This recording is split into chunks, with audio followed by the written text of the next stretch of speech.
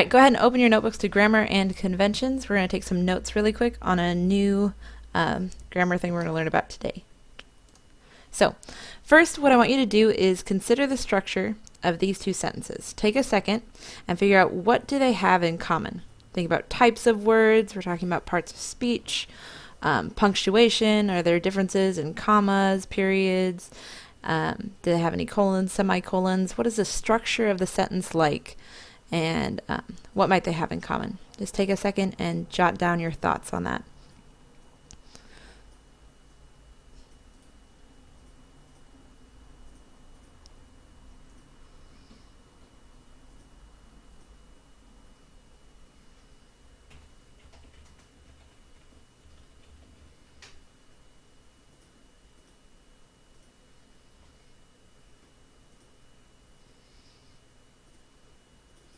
All right. Now I want to draw your attention to a specific part of the sentence, and I want you to try again, just think, now that I've highlighted and underlined these sections of the sentence, what do we notice about these? What punctuation is used to set off this kind of clause? We're going to call it a non-restrictive clause. So go ahead and title your page at the top, Non-restrictive Clause. So our first example here, we have the roebuck, which usually kept in the sheltered hollows during a storm wind, were running like driven things tonight, from Saki and the Interlopers. Our second example is, you, who so well know the nature of my soul, will not suppose, however, that I gave utterance of a threat, from Edgar Allan Poe's The Cask of Amontillado. So what do you notice about the punctuation?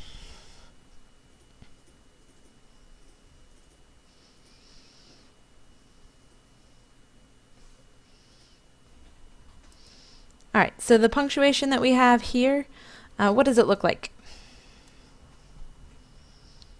If we look back here, we have the roebuck, comma, which usually kept in the sheltered hollows during a storm wind, comma, we're running like driven things tonight. What about this underlined section? It's also separated by a comma at the beginning and a comma at the end. So when I ask, what does the punctuation look like, I'm going to say that the non-restrictive clause is set off by a comma before and after. Now, when we have a non-restrictive clause at the beginning of a sentence, it's probably just going to have a comma after it, and if we see it at the end of the sentence, it'll probably just have a comma before, because it won't have anything to connect to on the other side. All right, and then I want you to notice, what words does the non-restrictive clause generally begin with? Here we have the roebuck, which usually kept in the sheltered hollows during a stormy wind, and you, who so well know the nature of my soul, will not suppose. If you remember way back from the beginning of the year, we talked about a certain kind of pronoun. This who and which are what we call relative pronouns, but it's less important that you know what they're called and more important that we just remember the kinds of words that you're going to be using here. So we have which or who.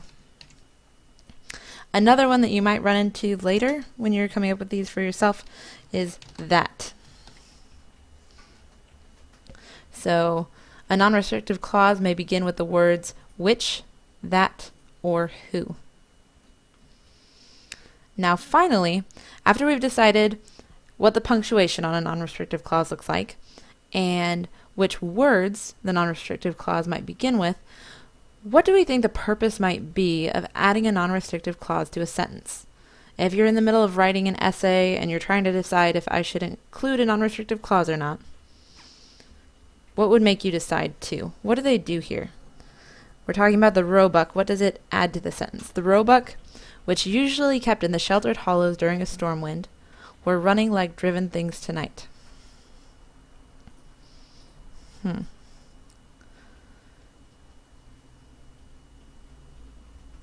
Does it add to the action? Does it describe the roebuck or the things? What I want you to notice is that the purpose of adding a non-restrictive clause to a sentence is to add more detail to the sentence that is not necessary in order to understand what the sentence is saying. So if you wanted to just give a little more clarity about what something looks like, add a little bit more detail, you might add a non-restrictive clause.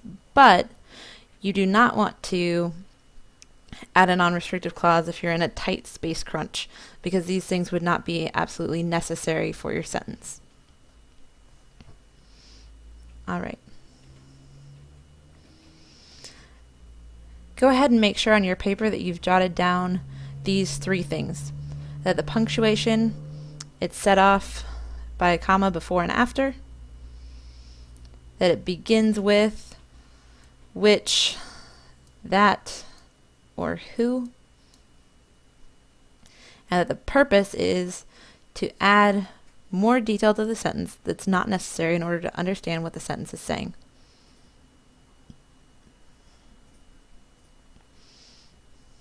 All right. So now that you know what a non-restrictive clause looks like, why we use it, which you could also say is the definition of what the non-restrictive clause is, and what words a non-restrictive clause would begin with, I want you to kind of create your own non-restrictive clause, or your own sentence including them. So we're going to start out with a little bit of assistance on this one. And I gave you an example of what one sentence with a non-restrictive clause might look like. And I want you to take these four pieces of a sentence and I want you to reorganize them so that they match the same structure as my example here. So it says, so there is the old Inspector General who is all muffled up like a roll of carpet. From Anton Chekhov, the Inspector General. So now I need you to unscramble these sentence pieces to match the sentence above. We have who is as hyper, my favorite cousin, and here is as a little puppy. Go ahead and take about 20 seconds and try to organize those so it looks like the ones at the top.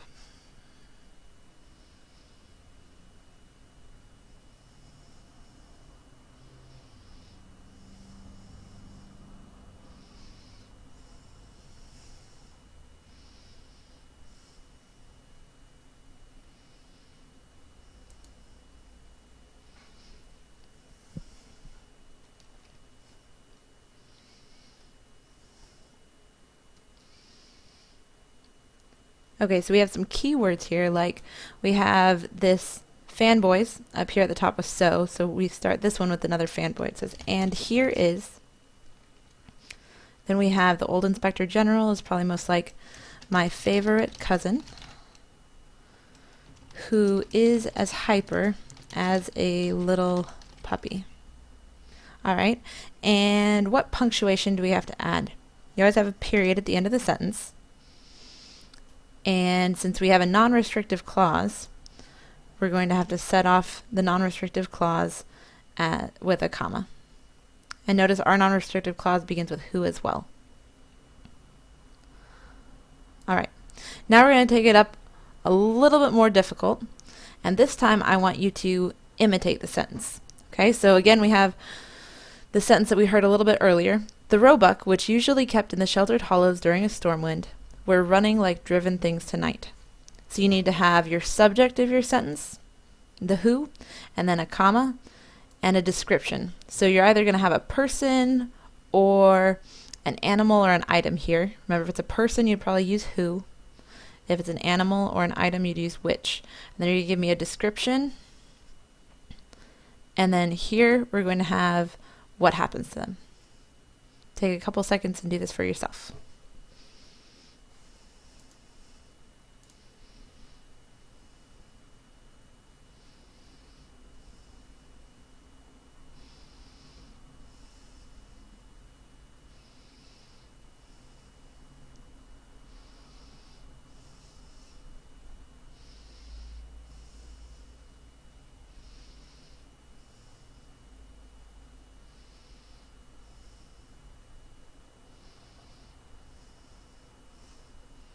All right, so an example of something you might have come up with would have been something like the girl who had purple hair loved to go to school. So again, you're going to have the subject, your non-restrictive clause, and then what they did. All right. Now the last step before I'm going to give you the question over this. This time I want you to expand, and instead of reorganizing and using the structure that I gave you, I want you to create your own non-restrictive clause and stick it into the sentence.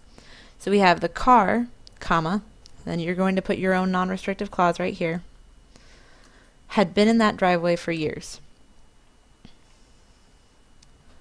So write this on your paper and include your own non-restrictive clause in the middle to give us some extra description about the car.